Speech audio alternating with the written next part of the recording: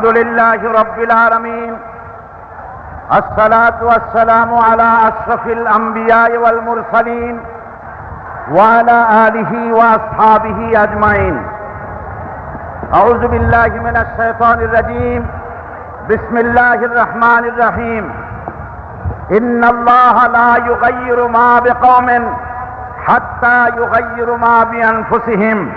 صدق الله العظيم. সম্মানিত সভাপতি, জামাত ইসলামী বাংলাদেশের সম্মানিত আমির, বিশ্বনন্দিত জননেতা, ইসলামী আন্দোলনের সিপাহসালার কেয়ারটেকার সরকারের রূপকার অধ্যাপক গোলাম আজম, কেন্দ্রীয় নেতৃবৃন্দ, সিটি নেতৃবৃন্দ এবং উপস্থিত তাওহীদি জনতা, আসসালামু আলাইকুম ওয়া রাহমাতুল্লাহি ওয়া বারাকাতুহু। আল্লাহ রাব্বুল আলামিন তার কোরআনে কারীমের মধ্যে ইরশাদ করেছেন, ইন্নাল্লাহা লা ইউগাইয়িরু মা বিকওমিন হাত্তা ইউগাইয়িরু মা বিআনফুসিহিম। নিশ্চয়ই আল্লাহ পাক কোন জাতির ভাগ্য পরিবর্তন করেন না যতক্ষণ পর্যন্ত সেই জাতি তার ভাগ্য নিজেরাই পরিবর্তন করতে সচেষ্ট না হয়। ভাগ্য পরিবর্তনের জন্য প্রয়োজন দেশের প্রচলিত আইনের পরিবর্তন, আর সে আইন হতে হবে আল্লাহ রাব্বুল আলামিনের আইন। দেশ স্বাধীনের পর আমাদের এই মঞ্চের পেছনে যে সংসদ ভবন রয়েছে, এই সংসদ ভবনে যারাই এসেছেন তারা এই জনগণের ভাগ্য পরিবর্তনের কাজ, কেউ এই কাজে হাত দেননি। অবশ্য আমাদের দেশে আর কোন জিনিসের উৎপাদন কম আর বেশি হোক না হোক, রাজনৈতিক দলের উৎপাদন খুবই বেশি। আমাদের দেশে বর্তমানে 250 রাজনৈতিক দল মাত্র কাজ করছে। এদের ভিতরে এমন দলও আছে যাদের নেতা এবং তাদের সেক্রেটারি, সভাপতি কোথায় থাকেন তা খোঁজ করার জন্য তুলারাশির লোক দিয়া, বাঁচি চালান দিয়েও খোঁজ করে পাওয়া যায় না। বর্তমান এই অবস্থায় দেশে বিদেশে সকলেরই জানা, এতগুলি দলের মধ্যে 4টি দল হল প্রধান। এই 4টি দল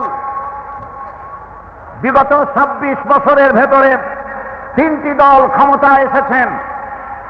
এই 3টি দল তারা ক্ষমতায় এসে জনগণের ভাগ্য পরিবর্তন করেও কার নাই করতে পারুক, নিজেদের ভাগ্য দক্ষ এবং সুনিপুণতার সাথে নিজেদের ভাগ্যের পরিবর্তন করেছেন।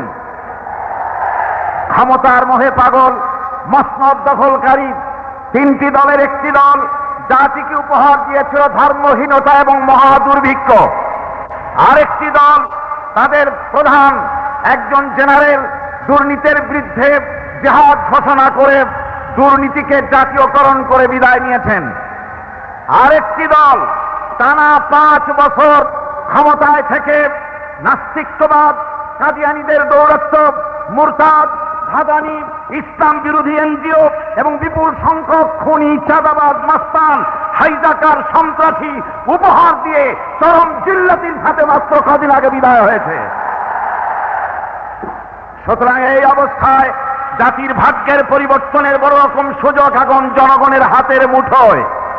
এই বিশাল জনসমুদ্রের উদ্দেশ্যে আমি বলতে চাই, আপনারা কি জাতির ভাগ্যের পরিবর্তন চান?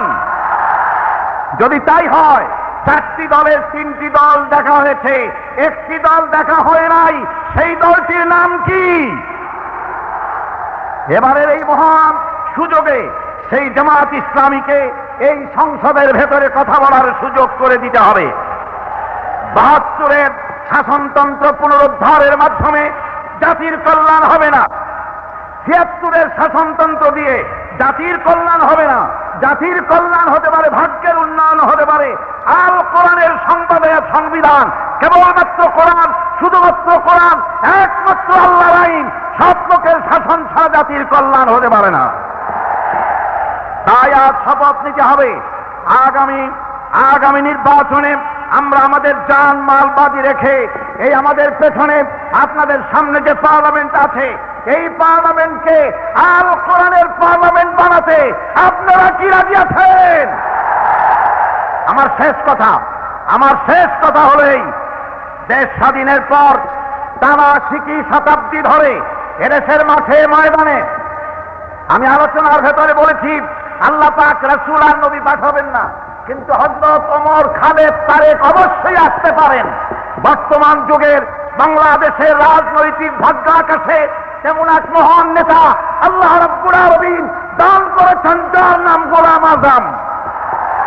সেই মহান নেতার নেতৃত্বে ঐক্যবদ্ধ হয়ে বাংলাদেশে আল্লাহর আইন, সব লোকের শাসন প্রতিষ্ঠা যেন আল্লাহ করেন, এই স্বপ্ন রেখে আপনাদের সকলের কাছেই কামনা করে আমার বক্তব্য শেষ করছি।